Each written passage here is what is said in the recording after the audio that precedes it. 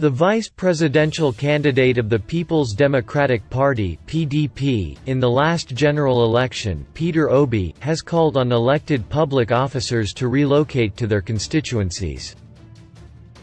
Obi, a former governor of Anambra State, also expressed concern over the plight of vulnerable and unemployed Nigerians whose survival is tied to their day-to-day activities. He spoke on the heels of the total lockdown of the country being announced by federal and state governments. The former governor said that whilst all possible measures should be deployed to stop the spread of the coronavirus, appropriate measures should be taken to mitigate the suffering of the very vulnerable in our midst.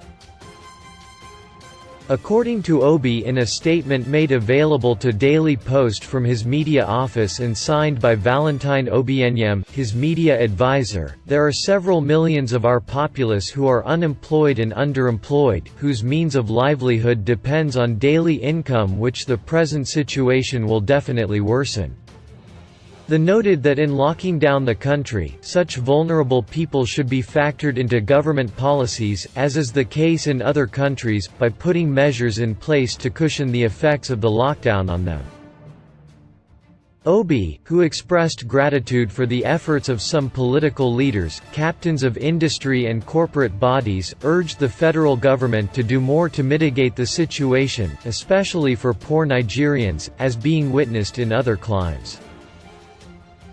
According to the one-time Anambra State governor, it would be counterproductive to keep only the elite in mind when taking such far-reaching decisions as closing down markets without having some cushioning measures for the traders.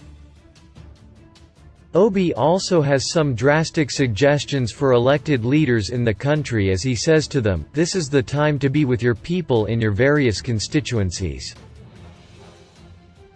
He said it does not make sense that elected public officials, especially the legislators, should be observing the stay-at-home in various places outside their constituencies at this trying time, instead of being with their constituents to help their people to find solutions to their problems and challenges.